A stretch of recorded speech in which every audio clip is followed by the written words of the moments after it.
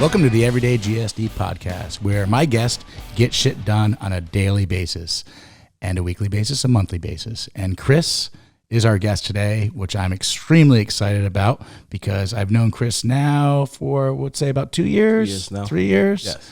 And I met you originally where? At Savor. Exactly. Yes. And you were DJing. Yes. And you were tearing up the house. And I noticed your Everyday GSD shirt because I talked to you about that was my motto when I worked as a project manager, and it just attracted me to the GSD, and we struck up a conversation about That's right. getting shit done. That's right. And you've nonstop got shit done since then and before that. I tried to. Yeah. So we're going to talk a little history first. We're gonna peel back the onion from you. You're originally from Chicago. West side of Chicago, born and raised. Okay. And you're an entrepreneur as well as a 9-to-5 worker. And I say 9 to 5, which is probably really 7 in the morning till 8 at night. Who knows? And you're also a father. Yes. To a beautiful daughter, Zoe. Okay. We're going to talk about Zoe a little later. Yes. Zoe's what, about 7, 8 years old? She's 7. She'll be 8 in August. Okay. August what? August 18th. Ooh, okay. Because Jonica is the 7th. So right around there. I think they're the same sign. Yeah, the Zodiac same sign. Yeah, Yes. right on. I noticed 290. Chicago area code. There's a or Chicago connection there. Okay. You were close. Yeah, talk to me. So the highway that'll take you from downtown Chicago to the west side where I'm from is 290 West. So off the chain branding, similar to your Everyday GSD shirt, to just show off where I'm from and the city that really made me into who I am today. And so 290 West is the highway. 290 West is my DJ name. And then my businesses are all named after 290. Okay, and when you say your DJ name, so you DJ, part-time on a weekend, like once a month, once a year, or are you out there? I mean, I know when I see you, but obviously my guests who don't know you, yes. I mean, how often are you out there spinning it out? Most definitely. So this has evolved over time. Started off DJing Wednesday, Thursday nights, working that regular job, as you mentioned earlier, late nights and then the weekends. But now, I DJ probably about 10 gigs per month. 10 gigs per month? Yes. So let me back it up 1 second. So you do 10 gigs a month. Yes. You got a child that's 7 years old, going to be 8 years old. Yes. You also work Monday to Friday. Yes. Excuse me, Monday to Friday, a regular job. Yes. Which we'll get into that too, because you got some awards in that career as well. And you also own property. You have a small business where you buy properties and rent them out. That's correct. So what do you do in your free time? What is free time again? Yeah, exactly. I guess it's your free time is what you do all the time because you're in charge of yourself, right? It is. So in my free time, I try to spend time with family. That's very important to me. My girlfriend, she also has a son. Yeah. So we spend beautiful girlfriend, I might add. I appreciate it. Yeah. I'm joking when I say free time because I don't know where you can even make the time. I always say there's 24 hours in a day, but it's what you can do with them, right? Correct. So it's early mornings and late nights. I wake up without an alarm clock. Yeah. 4:45. I'm out of bed at 5 a.m. every morning. Did you guys hear that? 4:45, no alarm clock, and you go to the gym too, don't you? I go to the gym. Yeah. May not look like it, but we're working on it. No, you look good. Let's not kid ourselves here. As we sip some good white wine here. Cheers, sir. Yes, to you too. I needed that big gulp. Okay, so 4:45 in the morning, you get up, sun isn't up yet, and you're going to go get your workout in, and then talk me through your day. Yep, so 4:45, I'm up. I'm in the gym by 5:15, 5:30 at the latest. If I'm not able to make it to the gym, I have a Peloton at home, so I'll get some cardio in the morning. And how do you like the Peloton? It took a while for me to warm up to it. I'll be honest. No, lie to me, man. I won't. I'll try not to lie. I purchased the Peloton. Yeah. Justin's over there. He's like, I love the Peloton. At first, it was the most expensive piece of art I've ever purchased.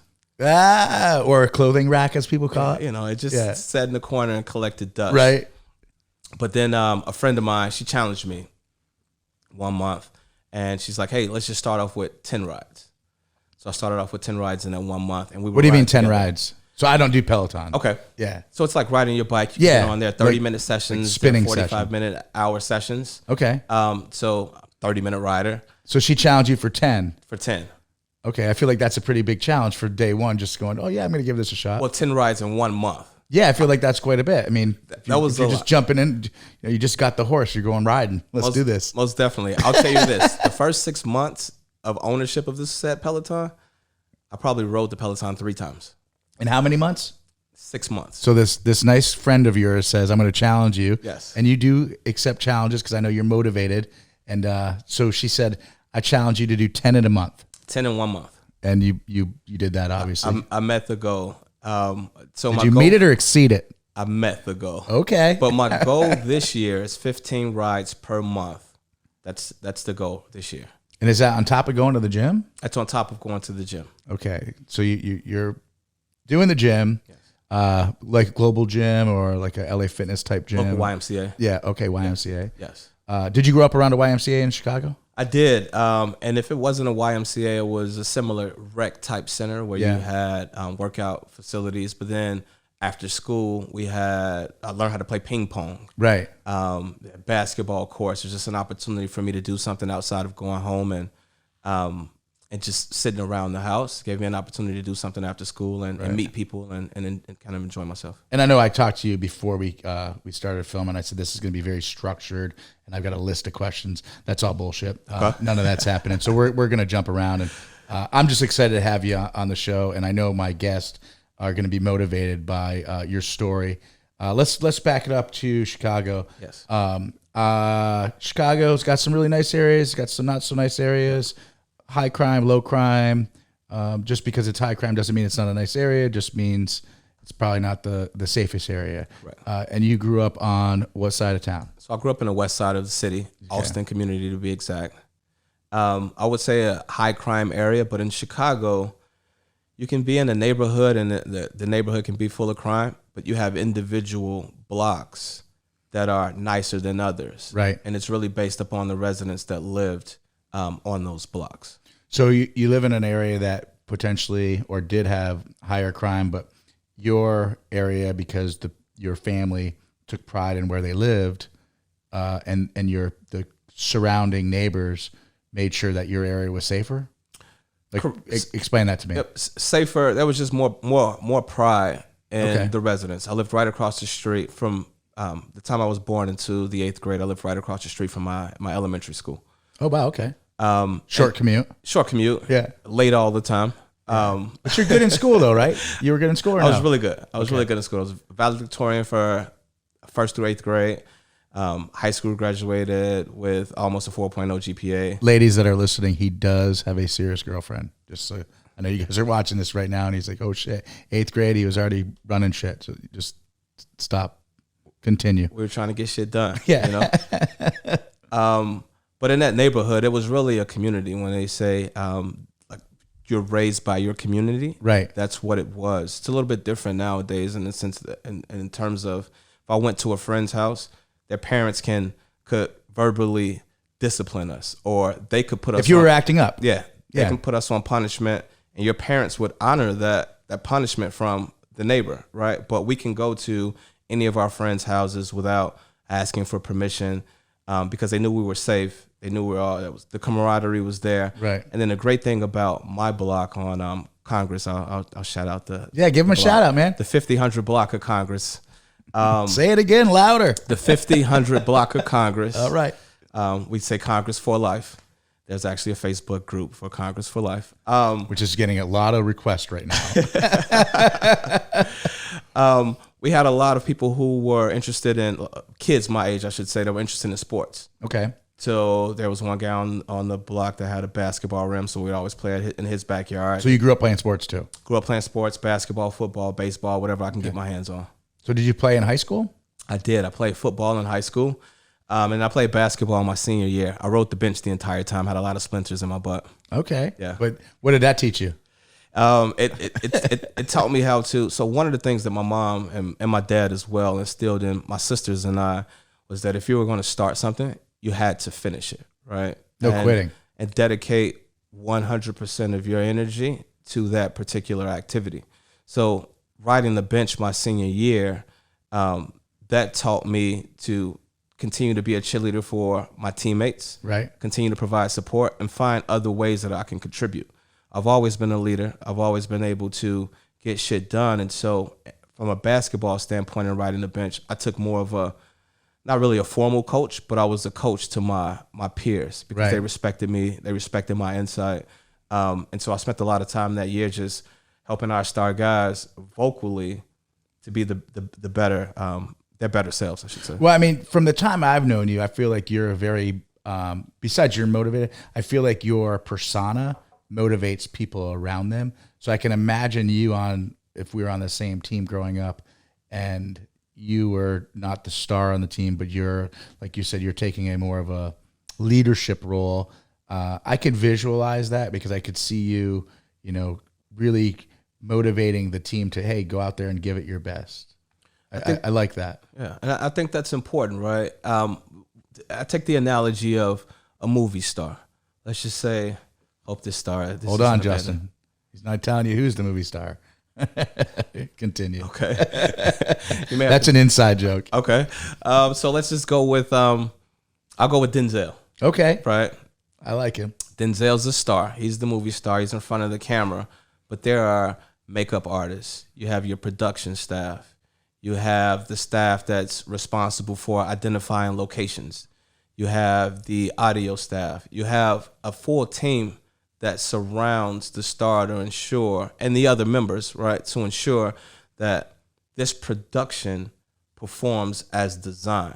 Right. And that's what's important. If we all play our role and we're all following that same path and leaning towards the same goal, we'll accomplish that end goal and we'll accomplish the mission. And I think that's important. I think that's a lesson in life, right? I mean, really, it's a lesson in life. You learned that obviously at a young age.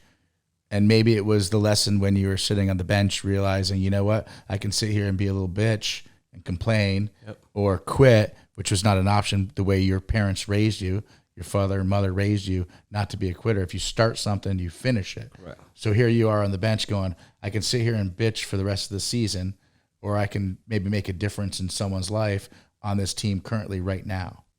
I agree. And that was the mission and the goal.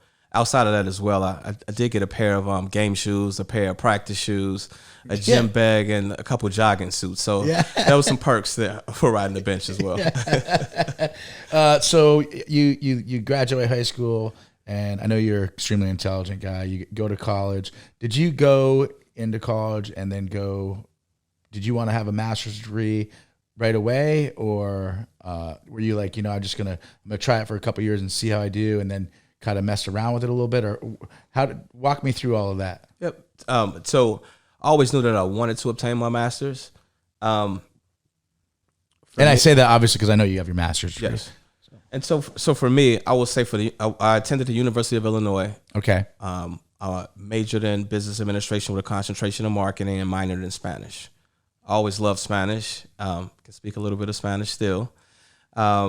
But as it relates to making that transition to the master's program, I actually came out of school during the recession. So my senior year, I had 6 solid offers on the table. One of the companies that I really wanted to work for and I interned with, and I don't know if can we say company names? Absolutely. Okay. Give them a shout out. So if you hate them and they really suck, really give them a shout out. So Motorola was my dream company growing up. I always wanted to work in tech.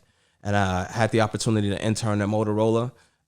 That experience taught me a lot about professionalism. I worked with a bunch of 20, 30, 40, 50 plus somethings. And that was the first opportunity for me to be in an environment where I'm working with adults who were very intelligent. And this is while you're in school? This is while I'm in school. So you're in college full time? Yes. And you got your dream company you're working for too? So this was a summer internship. Yeah. Oh, still working. Yeah, I am. I mean, some kids are out just fucking off in the summer, right? Nah, I was the type in the summer and undergrad, I would take summer classes at the local community college and work internships. I've always been focused on my end goal. Okay. When I knew that I wouldn't go pro in sports, football or basketball, my sole focus was to make a better life for myself and my future family. And back it up a little bit when you say go pro, like, I don't know if you're saying that jokingly, or were you a good football player? I was a good football player. Okay. But my best offers came, best offers were D2. Yeah. So you knew D3. it wasn't. Yeah. So I I stopped playing football right before my senior year of high school. Okay. And I just solely focused on work. I started working at an amusement park and school. Okay. My cousin and I, my girlfriend and I took the kids, and my cousin came with his wife and kids and sisters, a large family. We just went camping this past weekend, and we talked about that. And my cousin, D2 All-American, I'll give him a shout out. It's Court, D2 All-American in college and football, 2 times running. He just got inducted into his college Hall of Fame for football. Nice. Shout out for that. But he kind of threw me an alley-oop because my girlfriend didn't know too much about, the sports endeavor. And I know we're way past high school, but he's like, it's part of life. Yeah, I wish you would have stuck with it. He's like, you had a cannon. Like, your accuracy was good. I played quarterback. But for me, and I told him I still had dreams, and I still have dreams every once in a while that I'm on a football field. But for me, it was, I didn't see myself going pro or making a larger impact in the college game, and I just went the school route. Right. And clearly that was a good decision for you. It was a really good decision. And so to go back to your original question as well, I don't want to skip that. Oh, it's all right. So for me, I did know coming out of undergrad that I wanted to get my master's. The plan wasn't to get my master's immediately, but at some point down the road. The master's program came about, so I left school, and that's where I was getting to the story of companies going on hiring freezes as a part of the recession and laying off thousands of employees. I started working for Target after undergrad. Target made me an offer. And is this around 2008? 2009. Yep, 2008, 2009. Okay. Started working at Target as an assistant store manager. And while at Target, an ex-girlfriend of mine, she was working on her educational doctorate. And she's my girlfriend at the time. And at that time, I'm like, I have to step my game up and at least get my master's. She already had her master's. She was working on her doctorate. And so I went back to school. And this is where I discovered GSD. So I started looking up master's programs. And I can't remember the name of the show, but Donald Trump's show where he fired people. Yeah, The Apprentice. The Apprentice. Yeah. That was my show back. Justin, didn't you do some casting for some people on that show? It's another show. Never mind. Sometimes I like to ask Justin. He's got all the answers back Justin there. knows everything. He's like Google. Yeah, he is my Google sometimes. I'm like, hey, is this guy full of shit? He's like, no, he's telling the truth. Oh, okay. Thank you, Google. Okay, so Apprentice. Yep. Yeah. So the role of the lead person each week, they were a project manager. Yeah. I didn't know what a project manager was, but I started looking at a master's program, and I came across a master's program to obtain your master's in project management. And I'm going through the list of what a project manager is. Because when that show was first on, doesn't the winner get a project manager job like for one of his like companies? Yeah. So Bill Rancic. The people who hate Trump are turning this show off right now. I know. I'm sorry. I know this isn't political. This is you watch the show. I watched the show then. Yeah, we'll keep it moving on the show. No politics. Yeah, right on. But Bill Rancic, I think he was the first winner, and he became. Yeah, was he the cigar guy? Yes, he was him and his wife. So they moved to Chicago. They own a bunch of clubs and restaurants in Chicago, and he was responsible for building the tower. I'll just say the tower. Yeah, Trump Tower, right? Yes. But didn't he also start one of the first like online cigar companies? Was that him too, or no? I'm not sure. I feel like that was him. Do you know, Justin? Justin's like, I don't smoke cigars. Justin's going to lose his Google pass shortly. Justin's out. If Justin's out, we're fucked. So, saw the master's program, and I'm like, I can do this. And so went back to get my master's, and I went back to school to get my master's in project management. Started working as a project manager, and at that time, people would ask me, like, what do you do? What does a project manager do? And I couldn't explain it. And so I just started saying, at the end of the day, I just get shit done. And GSD became my motto because at the end of the day, we had customers, things would be on fire. We had to make sure that the projects continued to move forward and we hit our deliverables on time, and support the team members and manage resources that didn't report to you. So the best way that I can sum up being a project manager is just someone who can stay organized and just get shit done at the end of the day. And just think, years later, here you are on the Everyday GSD podcast, which obviously is my show, but wouldn't be a show without my amazing guests. And of course, I trademarked Everyday GSD because I couldn't believe that this was out there. I'm like, are you kidding me? This is like because we learned this in the military. You know, you just get shit done. Because I know you have a previous girlfriend that I had met before, and we had talked. I think her brother was, I think he had graduated BUD/S. Was going to be a Navy SEAL. I'm not. He did make it. Good. Yes. Yeah, good for him. Yep. And it was funny because she would tell me, you know, stories about what they were doing. I was like, yeah, I know. Yeah, they're getting shit done every single day. So your work, your 9 to 5, as I call it, but I know it's not 9 to 5. What's that entail? So I work for Ultimate Kronos Group, or UKG for short. I am a manager of global integration services. Fancy title, right? It's pretty much I support a team that provides or implements software to send data back and forth between our system and third-party systems for benefits. So if you're working for a company and you have 401k benefits. So basically all the boring shit no one gives a shit about. Correct, but it's important for everyday life. Right. Healthcare benefits, financial benefits. Yeah, but when you ask someone in their company, it's like, how are your benefits? They're like they're good or they're shitty. Correct. And that's the extent of the knowledge. Now, different if you ask someone who's in HR, they're gonna tell you a little bit more about the benefits. But that's correct. Yeah. But here's the caveat to that. We get a lot of shit if we send a file with incorrect data and the benefits aren't available to be used when you're going to make that doctor's visit or going to the dentist to make the dentist visit, and your deductibles aren't what they're supposed to be, or if your paycheck totals don't total out correctly.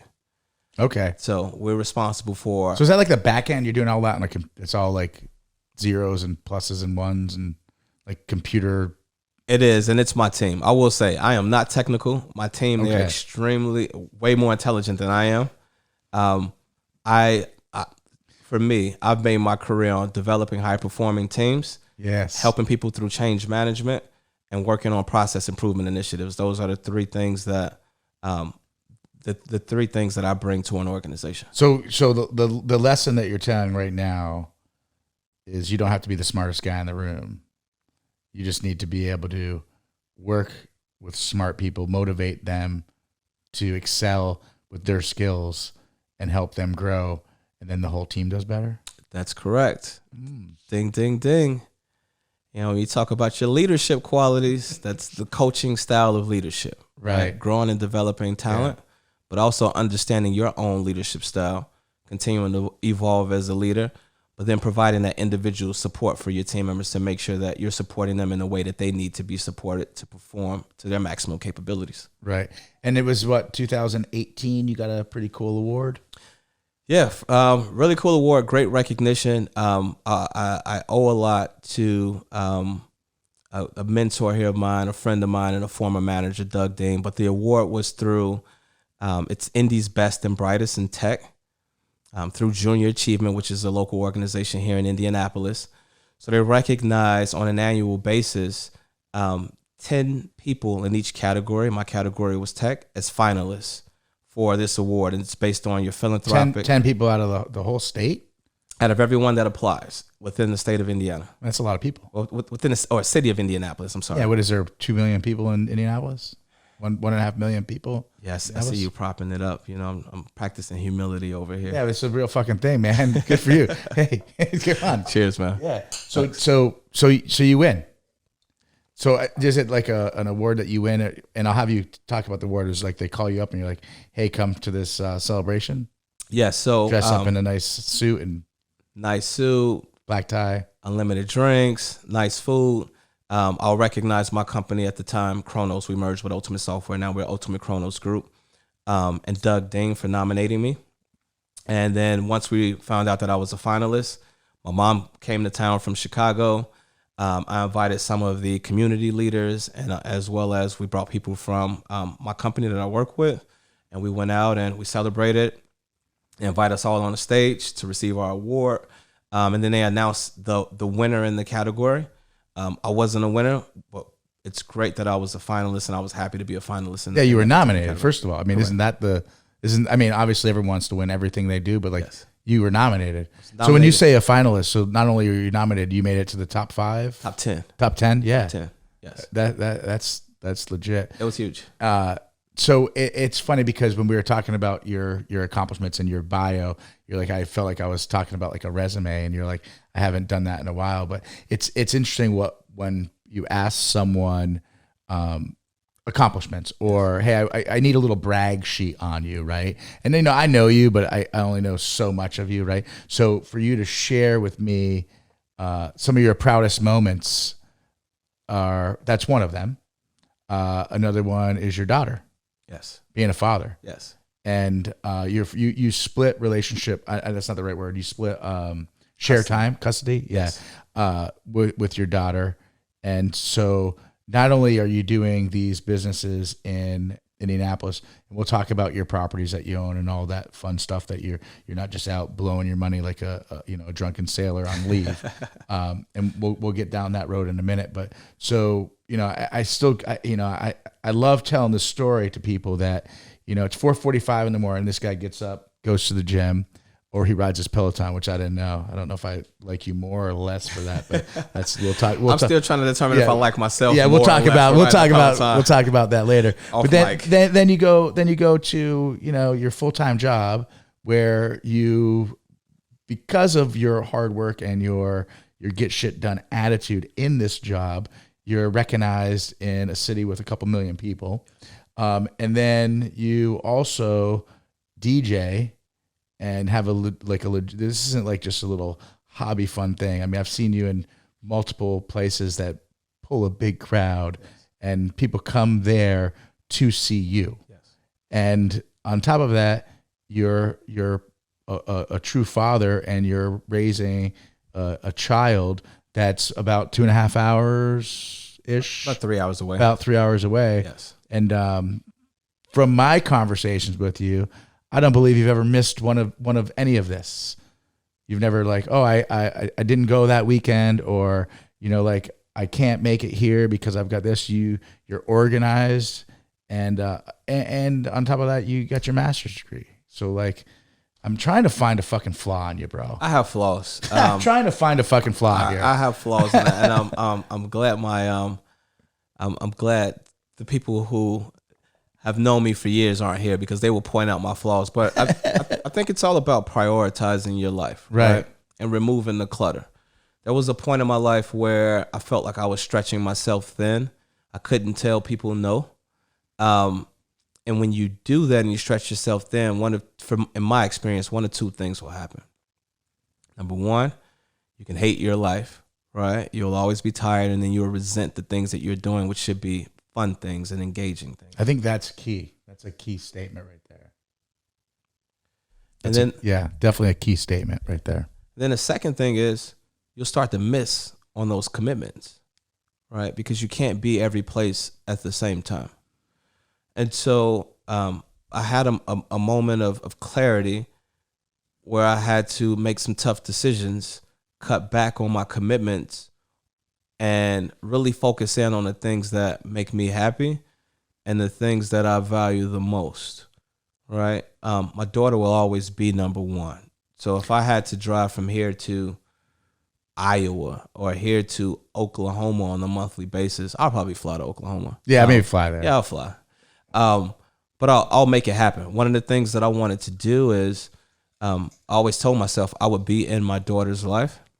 My child's life. I don't know if I have a son or a daughter, but I would be in my child's life, and I'll make a positive impact for my child, and then the extracurriculars kind of fall in place. So I know we'll talk about a little bit more about those, but I think it's important for those that are out there to really assess your current commitments and place value on which commitments will bring you the most happiness, joy, and then will benefit others the most, and then focus solely on those things. It's amazing what I'm hearing you say, because I've had several pretty smart guests, some pretty high speed special forces guys, and some corporate America people that get shit done. Yeah. And there's always a message, right? But your message is so clear right now. I mean, it's like breaking it down to the basics. If you don't have enough bandwidth to do a good job at the jobs that you're trying to get done, you got to prioritize. You can't be a half a father and a half of going to the gym and a half a DJ and a half of this. Because then basically you're just half of everything. You're not being the productive person you want to do. So you've managed to figure out, well, several things, which is impressive. Your time management is beyond my recognition, my knowledge, because I've reached out to you before and I was like, hey, let's grab lunch. And you're like, okay, here, boom, pull up your calendar. You're like, I can meet you this time or this time. I'm like, oh yeah, you're like, I saw your calendar. I was like, bam. I mean, it's like booked up. It's slammed. Yeah, but you've got that organizational aptitude that I think if people can understand and listen and learn from you, it will help change their lives, in my opinion. Appreciate that. Yeah, it's interesting watching you. I like watching you, and I'll say your fun job. You probably have a different opinion when you're DJing, but I mean, you take a crowd that is there to see you, at a nice restaurant, and you turn this nice restaurant into a nice restaurant with an amazing vibe, and you're doing all that, never forgetting the 290. Correct. Yeah. So that's important. Did I say that right? You did. 290. Oh, you don't say 290, 290. 290. Okay. Yep. Shit, I was so close, Justin. Oh shit, yeah. Well, you're from that like neck of the woods, aren't you? Lived there a while. Yeah, he's fucking lived everywhere. This guy. Justin have. Justin's lived everywhere. We talked about summertime Chicago. There's nothing like summertime in Chicago. Yeah. One day Justin's gonna be on this show. It's gonna blow people's fucking minds. And then who's gonna run the production? No idea. You. But you'll probably after this you'll be like, I just learned what Justin does. Let me pull my calendar up. Yeah, We'll block the time. exactly, All right. exactly. It's just impressive to me, And I want to go back to your daughter, if you don't mind, because I've heard you talk about her so much. Mm-hmm. So obviously you have a cordial relationship with her mother. Yes. So how does that work? And if you and I don't need you to get into like all the as deep as you want to go. Yep. Because I know there's a lot of single parents out there, and I don't know if that's even the right terminology to say a single parent, but because both of the parents are in her life, doing an amazing job raising her. Because I hear all the positive things from you, and it's impressive to me. I don't have children, so like for me, it's cool shit. So my friends say the same thing. They're like, how do you not have drama? And I never hear drama from you. Very minor, very minor. But let's start by saying I give her the utmost respect and credit for This is her mother. my daughter's mother. Okay. Our daughter is so intelligent. She's so smart. She is very independent. She's a fashionista, but I think she gets that from me. Yeah. You can see. But her mother's doing because she's the primary custodial parent. Yeah. 'Cause my daughter lives in Chicago. And you wanted your daughter to grow up in Chicago, right? I did. And so Because I feel like you had told me, we've already mentioned on here, and I don't want to cut you off because that's not what I'm trying to do. No problem. But Chicago has raised in Chicago with your background and your family and your community helped mold you to who you are today. So do you think there might be some of that inside you that said, you know what, I want my daughter to be raised in Chicago because I know that with her mother and me there to support them, she's going to be just perfect. Yeah, so I will say that wasn't the final determination for why she's in Chicago. That was the judge. But that was that's the major factor. So Right. my daughter's mom and we were both here in Indy. My daughter was actually born in Indianapolis. And then my daughter's mom, she wanted to move back because her entire family is in Chicago, and she found a job in Chicago. So they moved back. And I think even though I'm apart from my daughter, that was the best thing for her because she gets to grow up with both sides of the family. So my sisters have all like taken her on trips and they spent ample time with her. My mom and my dad, they have her often. My brother, she's with my nephews. And then and all of my sisters, I won't name them. But then How many sisters you have? He had to look around. You see that? He's like, Where do I start? I was raised in a household with 4 sisters. So my mom and my pops. Technically, he's my stepdad, but he's been around my entire life, so I call him my dad. I call him my pops. What's up, Jay? He taught me how to barbecue. We smoke cigars together. We sip and have drinks in the backyard when we're barbecuing. That's my guy. And then I have my biological father, who is also in my life, and I have other sisters through him as well. right. So half sisters and full sisters and all sisters and So I was raised with, I don't even use that term. okay. They're brothers and they're sisters. I like it. There are no halves. There are no steps. I like it. And Just so family. Just family. Yeah. And so I'm glad that my daughter has that family atmosphere, and she's also born in Chicago, which will provide. I mean, she lives in Chicago, Raised in Chicago. raised in Chicago, which means she'll be provided with more opportunities. There are more schools. She has a little bit tougher skin as well. I'm a big proponent of, you go through your trials and not really trials and tribulations, but being exposed to different things as a kid will help harden you and shape your experiences. Yeah. And she's getting that in Chicago. So she's a very well-rounded person. All of the decisions that I've made since she was born have been solely based upon my daughter and her needs. Right. And I don't think I should talk about those properties on camera, but it's too late now. No, I think it's all right, man. So, because what's going to happen is you're going to inspire someone who's either a soon-to-be father that's going to have. Because let's face it, I don't have the stats, and I'd be blowing smoke up your ass if I said 50% of people that have children are not together. That anyone Googles that, they're like, it's 52 or 64. Right. Fuck you. I don't know the number, but it's a lot. Yes. Right. So Yes. I think people will listen to this and be motivated and go, you know what? We can still raise an amazing daughter or son if we are respectful and responsible for each other's actions, as well as making sure that the person's best interest is the daughter or son. I agree, and so I'll leave this topic with just a little bit of game in terms of having a cordial relationship. Write this down, people. This is where you get your pen out. Listen. Take out the notepad. Take out your note on your iPhone. Here's the game, right? The key to having a successful working co-parenting relationship is mutual respect for one another. You have to be communicative, creating your plan and being on the same page, whether that's legally or with legalities behind it, I should say, or informally, but schools, right? Decisions for hospitals,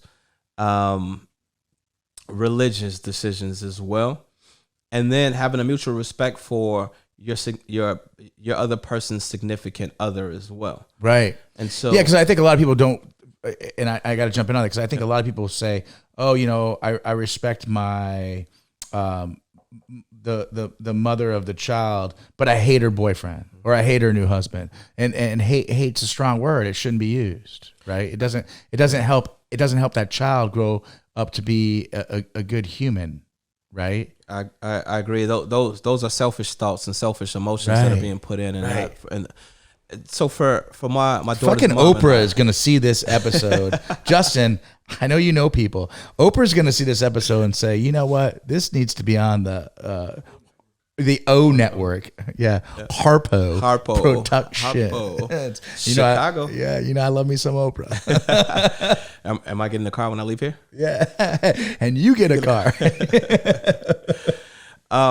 No, that's just important. So for my daughter's mom and I, we both know that we wouldn't introduce someone into our daughter's life that we didn't think would care for our daughter as much as we do individually ourselves. Right. Now, does your daughter come down here? She does. She actually she was just here two days ago for a week. And I mentioned you have a absolutely beautiful girlfriend in your life now. I won't mention her name. I'll let you if you choose to. I don't know if she'll be watching this. Yep. But how does she get along with your daughter? She's amazing. My girlfriend is amazing. She is, and we talked about this recently, she's very hands-on. So my daughter gets along. And I think my wife might have. Your wife did. So did a little connection. Your wife maybe. threw an alley-oop. Yeah. You did all the work, but she was like, She threw the alley-oop. I was DJing. She came up to request. My girlfriend came up to request a song. yeah. And then your wife went to her and said, hey, I have this friend, Yeah. DJ. He's a good guy. So she planted the seed. I just came and watered it. Yeah, right on. Yeah. So cheers to your wife. Yes. To Jonica. Jonica. She's normally back there. We've moved her out. We had some guests in town, and she's normally the guest bartender back there with her little cutout, right, Justin? But I'll shout her out. Toya. So Toya is amazing.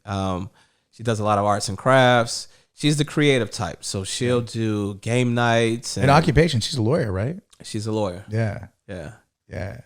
And I don't know what your vision, and I don't mean you. Yes. But for me, any lawyer I got some friends that are lawyers, and they're going to be watching this because they support everyday GSD lifestyle and the movement. GSD. But I think that she's not my image of a lawyer, and it's such a bad thing to say because what's a lawyer look like, right? Or like what's a doctor look like? But when I first met her, and then Jonica's like, she's a lawyer, I'm like, I want to break the law. I mean, I don't even know if that's even right. I mean, I don't know that's crazy. She's like the teacher you always wanted when you were young, right? Yeah, right. That prototypical, but she's smart. She's very intelligent. She's supportive, and I think the one of the best qualities is she allows me to be a man, and she allows me to lead. Not saying that I'm dragging her along or anything like that. I don't know. I have to choose my words wisely. Oh no, I know what you mean though. Yes, but she allows me to be. You guys are an amazing team. Yes. Yeah. Correct. And I think what's cool, and that's why I wanted to ask you and make sure it was recorded, how she was with your daughter, because I know I want her, when she watches this, to know that now she plays a very important role, not only in your life, but in your daughter's life. Because anyone that is a single parent, I think it's essential, or it's very key what you had said. For the takeaway for all of that is you have to do what's best for the child. Correct. You have to do what's best for the child. Correct. At the end of the day, you have to do what's best for the child. I did say that 3 times on purpose. That wasn't just in editing that. Okay. It's essential, because this is how the child ends up growing up into being a successful, productive human in society, taking after their father, their mother, their the stepmother. I don't know all the terminology, but all of the adults that have helped mold that individual. Am I accurate when I say that? No, you're accurate, and I am a product of that. Yeah. Right. So I talk about my pops, and he's not my biological father, but there's a lot that I learned from him. Right. Taught me how to shoot a basketball. I can outshoot him, and I've taken a lot of his money over the years, but he taught me how to shoot a basketball, and taught me how to barbecue. And when I was sick, he was the one who was taking care of me, and now when you say barbecue, what's the difference between barbecuing and grilling? It's the same thing. I think it just depends on where you're from. Thank you. Depends on where you're from. This is always a debate I have with people. All right, I have one for you. I'm ready. We're changing roles here. Yeah, guys. let's do it. All right. Are you a pop guy or a soda guy? I don't drink either. But would you refer to it if you were ordering for your So I'm wife? from the East Coast, so we would say soda, but typically we call it by its name. So if I want a Mountain Dew, I would say, hey, give me a Mountain Dew. Okay. Or if I want a Coca-Cola, I would say, give me a Coca-Cola. I wouldn't say, hey, can I buy a soda? Gotcha. And I would also, for sure, I would never walk into like a grocery store or at a bar and go, can I get a pop? No, I think that's you guys, right? That's you fucking, that's Chicago. That's some Midwest shit right there. Yeah. So, but no, we would just go into the, again, I don't drink soda. Okay. I wasn't raised drinking soda. We did drink Kool-Aid though. What's your favorite flavor? Fruit punch, man. Hands down. I haven't drank it in years, but it would be fruit punch. And I think my mom, she used to give us a little more, like maybe like if it was supposed to be like, 1 pack for the big old jug, she'd put like 1.5 in there, and she's like, this is for me. I had the red lips. I'd be running around all the sugar. It's fucking terrible for you, I'm sure. That's the way to do it. When I look back at a lot of the things that we consumed as kids, probably weren't healthy for us. I remember making Kool-Aid and then just pouring a gang of sugar in it. And do you ever drink Tang? Oh, what? The orange drink? Yeah. Yes. That Tang was on the moon, Yes, man. Tang was on the moon. Justin, was Tang on the moon? Google just said Tang was on the moon. Tang. Yeah. There was a workout drink that I used to drink called Ultimate Orange. Okay. Man, you see my heart just flutter when I said it. This drink was so powerful, and it was back when EAS was a big thing. Experiment. What'd you say? Yeah, it's illegal now. The shit they put in it was like, I think the stuff they used to make like meth or something. Like, and I Googled that because it's probably completely wrong. But what did you say? Yeah, that's right. In the powder. So it says one scoop per like pre-workout. Yeah. You're like, whatever, 3 scoops. Go to the gym and you'd be like all amped up. And when I was in the military, we were taking it, and man, we'd be juiced up like crazy. Ultimate Orange. And they took it off the market. Okay. Yeah. Do you take pre-workout before you work out? No, I have enough energy, man. I don't even drink coffee. Gotcha. I'm the same way. Yeah, I don't need it. People like you up early, don't drink coffee. I'm like, nah, just natural energy. I drink red wine, white wine. I like vodka soda. Oh, I know your drinks of choice. Yeah, exactly. Because I sit near the DJ because he's got all the smart people hanging around him. I gotta absorb it. So we've talked about a few cool things, but we're philanthropy, volunteering. Yes. You're God, I feel like you got all this cool shit going on, and so talk to me about that. This is near and dear. Going back to my parents, right? Humility was and being humble was something that they preached constantly. Giving back is something that they preach constantly. And so I was the type of person that would give back financially until I had to donate some time, right? Mm-hmm. So, and I didn't recognize the power, and this was maybe about 15 years ago. I didn't realize the power of time, right? And donating time. Time is money. Time is money. I enjoy giving back to the youth and my peers, right? I feel like the youth, that's where you can help mold and change the direction of youth, right? And I had a lot of people who invested a lot of time and energy in me, gave me advice, gave me a lot of encouragement through the years, which kept me on track. So for me, here locally, I'll speed things up. No, we're in no rush, man. Okay. Yeah, take your time. Unless you got to be somewhere. I have nowhere to go. We're in an undisclosed area in the middle of Indiana. Well, it's Carmel. Everyone knows that, but no one knows where we're at right now. We're not. We need a fingerprint to get in here, man. We're in a bunker. I don't feel safe. Help, guys. Yeah, wink, wink. I'll show you some guns later to blow your fucking mind. Let's do it. So from a volunteerism perspective, this was one of the areas where I had to really hone in and focus in on my priorities. So I volunteered at elementary schools as lunchroom mentors with at-risk kids. So what would that entail? So I would leave the office and meet either my kid or my mentee, I should say. Yeah, mentee. Yeah, my mentee. Wait, are you the one who got Jonica into Big Sister, Big Brother? It wasn't me. Oh, okay. Because she did that for a little while. I thought maybe you guys had talked about it. We talked about it. Yeah. Okay. Yeah. Okay. Anyway, sorry I interrupted. Jonica's like, why'd you bring that up? I haven't done that in a while.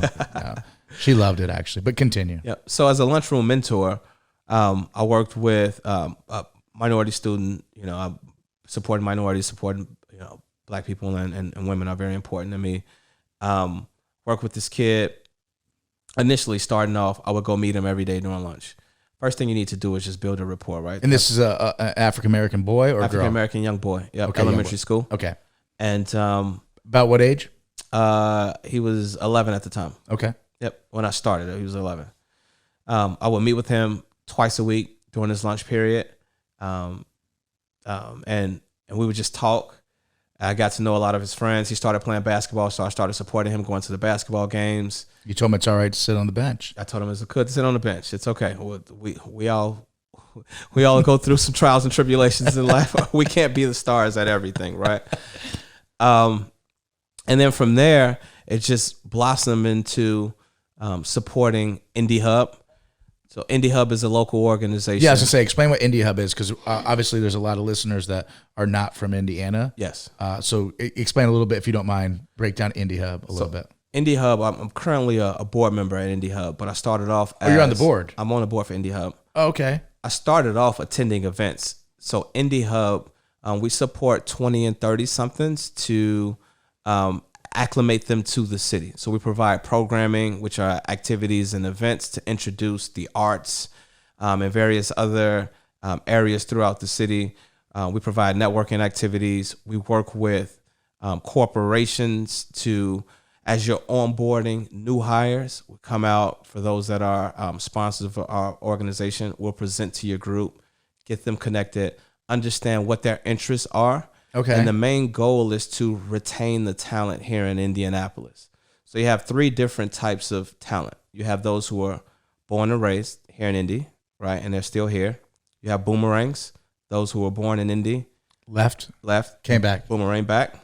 I like that term. Right. And then you have transplants like myself.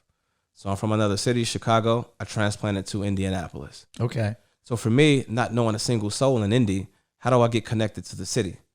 The percentages are higher if you can engage someone early on as they transition to a city or live in the city, get them connected in the city, whether that's through volunteerism, attending events, that will increase your odds of being able to retain that talent. I got to interrupt you for 1 second. Yes. Do you know how many people are listening to this right now that are saying, I don't do shit in my life. I'm fucking boring and I need to get off my ass and get shit done because I'm listening to this guy, Chris, and he's fucking killing it out there. Sorry, I had to interject that. Continue. Do what makes you happy and what fits your lifestyle. Right on. All right. Okay, so we got the boomerang. We got the... I love it. We got the transplants. We have all Okay. those. So Indy Hub, long story short, we're here about retaining talent, introducing people to the arts, right? Providing programming. We also build future leaders. We have an 1828 program. 1828, like age group? It's a collective. Yeah. That's yeah. what that's a program's called. And we have leaders, young professionals like I was, prior to when I moved to Indianapolis Right. and working there. But those who want to be involved more civically, and there's an entire program and cohort on an annual basis that we bring in and help develop them and expose them to different leaders and leadership opportunities throughout the city. Okay. So someone that is moving to Indianapolis from, we'll say Chicago. Yes. Because it's a lot of people move from Chicago to Indianapolis. Yes. 25 years old. How would they know about this organization? It's a great question. So we market on social media. We also have a big word of mouth presence. We have a lot of ambassadors. So we have city ambassadors. Okay. So you can find Indy Hub on Indy Hub. I want to say indyhub.org is the Okay. website. But if Now- not, Okay, continue. go ahead. But the first thing that we'll do is there's a survey that you'll take. In a survey, you'll input information about yourself. What are your interests outside of work? Are you interested in the arts? What type of arts? Are you interested in sports? Are you interested in entertainment? And then based upon your responses, we'll make recommendations on here are some organizations you may want to connect with. And we can also make that connection for you as well. So we're gathering data from those who are interested in being connected out in Indianapolis, and then making sure that we make those connections and engage those individuals. That's actually super cool. It's very interesting, man. I didn't know you did that. And I'm kind of a little bit lost of words here because I'm thinking, so do you help them with their job opportunities too? Or is this more networking in the community that they're going to move to? This is more networking in the community that in which they live in and work as well. Right. And so we have a large event, Indevolved. I'm throwing a plug out there. What is it called? Indevolved. Okay. So like being involved. Yeah, but it's Indy, 'cause of Indevolved. Indianapolis. Correct. And then involved, Indevolved. Yes. Okay, I got you. So it's hosted at the Indian Stadium. Oh, yeah, yeah. And we have, which by the way is an amazing. it's an amazing So stadium. all my friends know I'm not a baseball fan. Okay. But I do an event for my customers before COVID was once a year at the Indy. What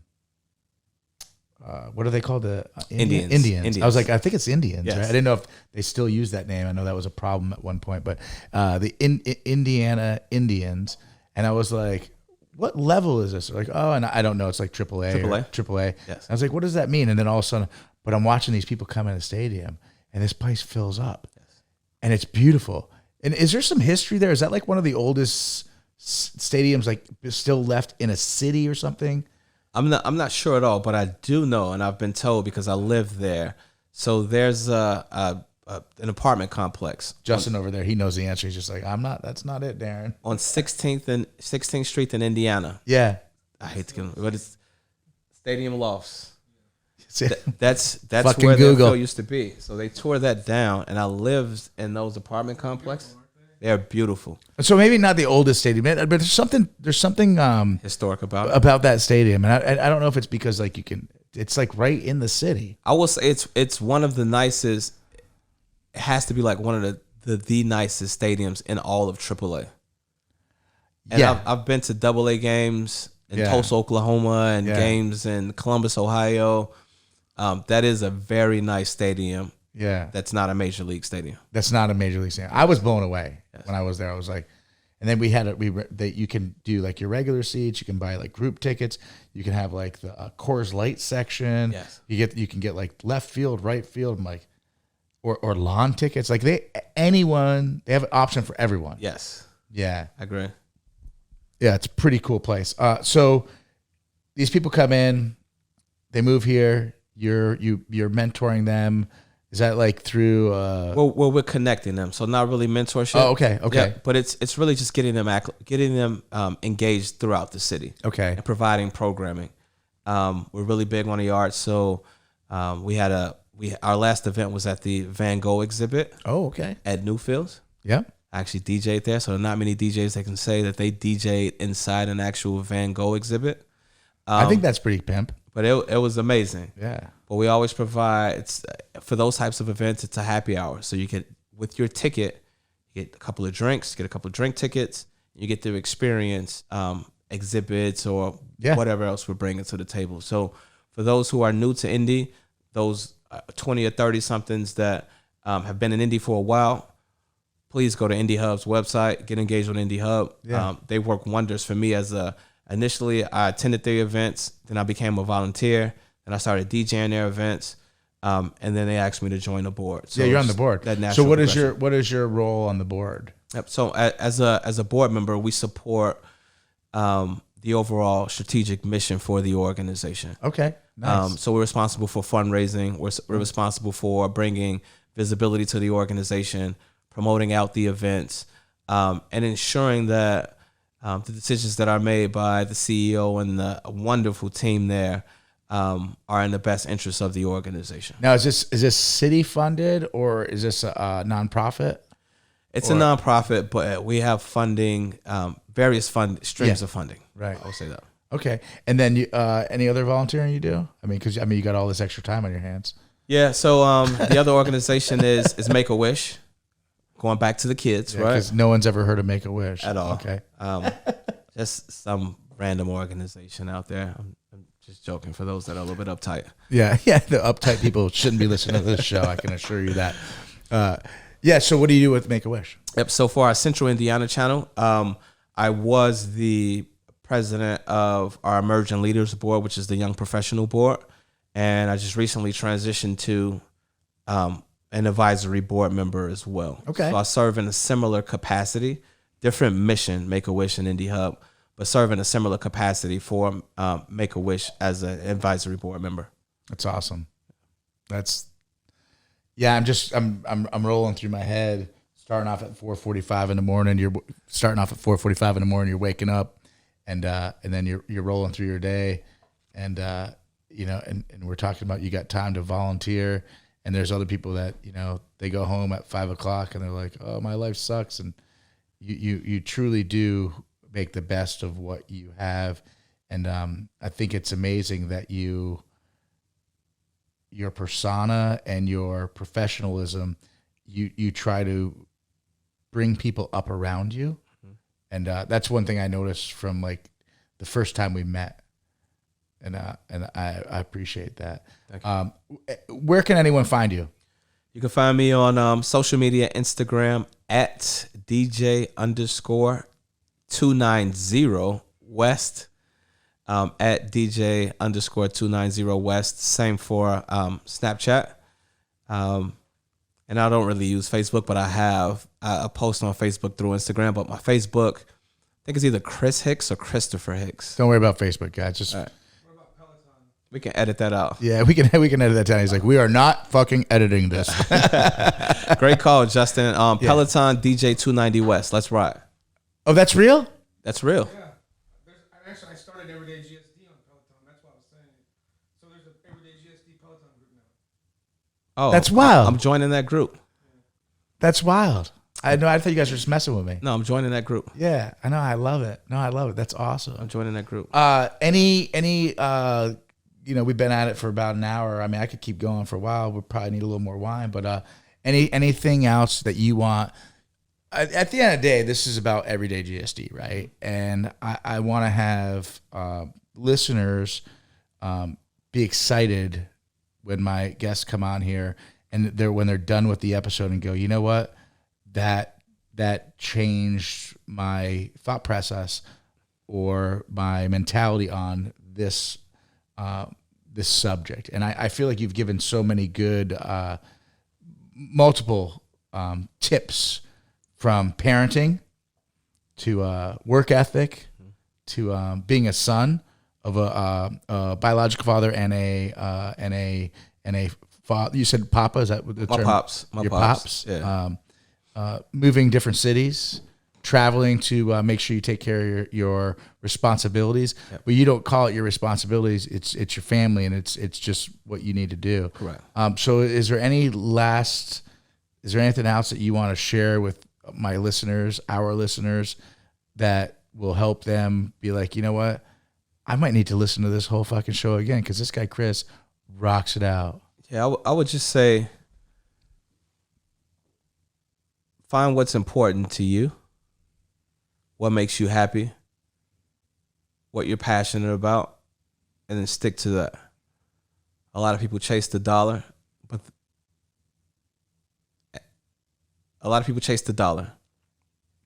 that'll get you short-term wins. But if you want long-term sustainability, following your passions, doing what makes you happy, you'll do that whether you were paid $0 or $1 million to do it. You can earn $1 million doing it as well. And then take care of those around you, right? Give back. Many of us are in positions where we've had people in our lives that have provided informal or formal mentorship. They've given back to us words of encouragement. They've given us advice. They shared game. So make sure you're passing that game on, right? It's not a competition. It's not a competition. I wanted to use this podcast, and I thought about this before I came, not as an opportunity to really highlight me, but highlight those that have made an impact in my life. And that's why I wanted to say names, because this will be on record for the rest of life. I can not be here tomorrow, and those people will be shouted out, and they'll know how I feel about them. There's one person that we didn't get to, and it's from a real estate perspective, and I need to shout this guy out. You know what? Let's keep going. And right. You know what? And you know what? I did skip over the real estate part because I think I got so sucked into the way you are raising your beautiful daughter, and I think I was going to go to real estate then, and I just kept going. But yeah, we're not done yet. You also, on top of all of this other stuff. And we'll circle back, and then we'll wrap it up. But on top of all this other stuff that you do that we've already went over for the show, you also own real estate, own multiple properties. So you have your own business. You buy apartments that have multiple units in them, yes, and rent them out, and another source of income. Yes. So let's give a shout out to your I'll call it your realtor mentor. Yes. Is that a real word? Realtor Justin? mentor. Let's say that 3 times, right? Yes, say that fast and spin in a circle. So I want to shout out. I won't use his name, but I use the name that I call him. His name is Big Timer. He's no longer here with us. Okay. He passed away January 10th or 11th, 2021. But let me tell you guys this quick story about this guy. Take your time, man. We moved, still on the west side of Chicago, to this neighborhood when I was in 8th grade. He's a neighbor 2 doors down. You should see him growing up from 8th grade to forever. He have coveralls on, hair wild, long nails. He worked for the city, but he used to always have a big ass key ring with 1 million keys on his hip. I'm like, what the hell? So then I remember being in high school.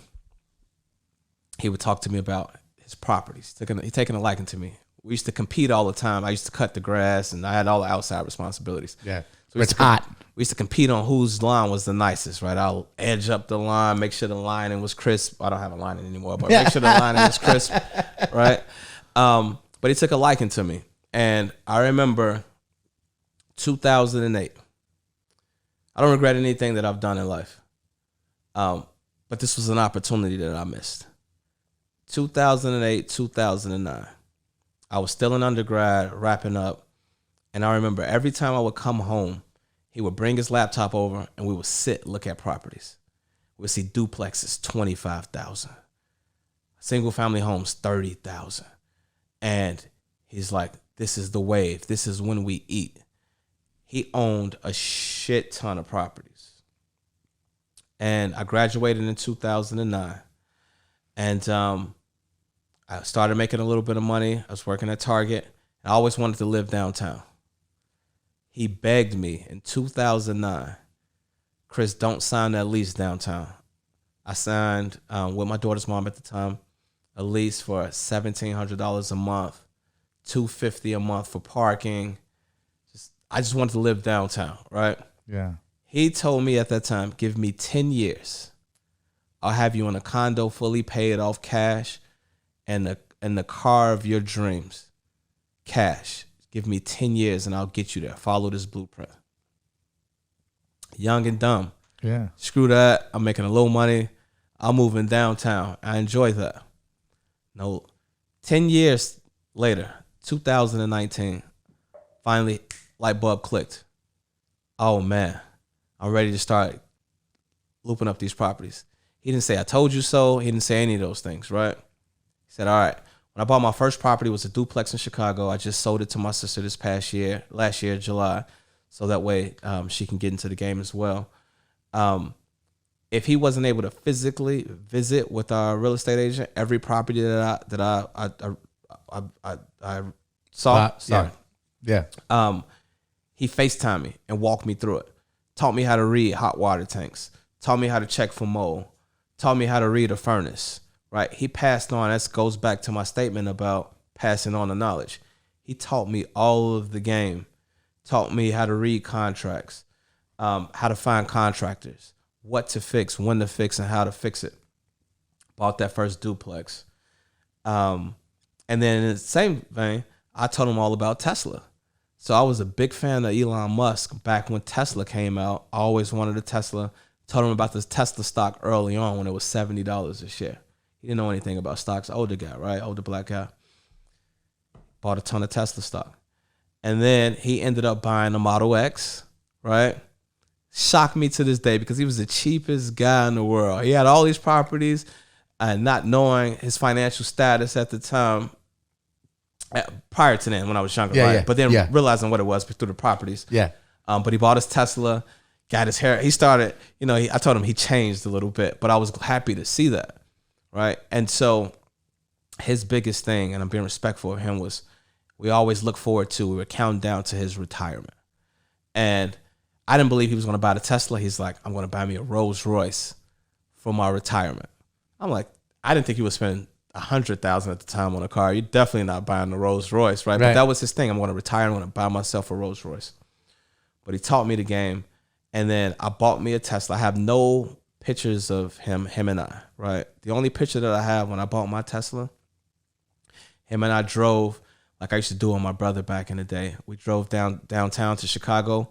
We went to a rooftop, and my sister took pictures of our cars with the skyline behind it. Yeah. And in one of the photos, you can see his silhouette and his outline. Oh, man. And then 3 months later, he passed away. And he never got to retirement, and he never bought that Rolls Royce, right? But the lessons that he taught me are still ingrained in me. And started a business with my ex. We bought properties together. But then this year, you know, I was just sitting back and I started having dreams about him, and I started thinking about him, and I hadn't bought properties in a while. And I'm like, he gave me the blueprint to financial freedom. Yeah, financial Gave freedom. me the blueprint to making sure that my family life would be changed moving forward. Why am I sitting on my ass? Right. And so that's when I went out. I hit up my realtor, and we just closed on a property last week, another duplex. Nice. And each year we're just working on adding more and more doors. But so that goes back to the conclusion that you asked me. And I would say shout out to Big Time and rest in peace, man. I love you to death. Spread the game. If you have knowledge and you have game that you can pass on to someone else, I'm a witness to this. You can pass the game on to 100 people. And maybe only be 1 or 2 people that actually take the game and run with it, but you never know who that person is. So find you someone that you can be a mentor to, pass on your knowledge, and let's continue this cycle of developing strong, high-performing people. I love it. That's it, Darin, man. I appreciate you for giving me the opportunity to meet with you. Yeah. Listen. Are you kidding me? This has been an honor, man. And before we close out, I do have a little gift for you. Okay. I like to make sure. Oh, yeah. I make sure that everyone knows you are a true everyday GSD guy. So I got you a hat. Thank you, sir. And then, of course, the everyday GSD. Oh, you can put it on after. Everyday GSD shirt. And this is the G.I. Joe green, because we all know G.I. Joe got shit done. Yes, sir. So, hey, man, thank you, brother. I appreciate you. Appreciate you. And you know what? Hopefully this show helps people and changes their lives. And if not anything, I want them to listen to what your message was and have people learn, listen, and get shit done every single day. Thank you, brother. I GSD. appreciate you. Thank you.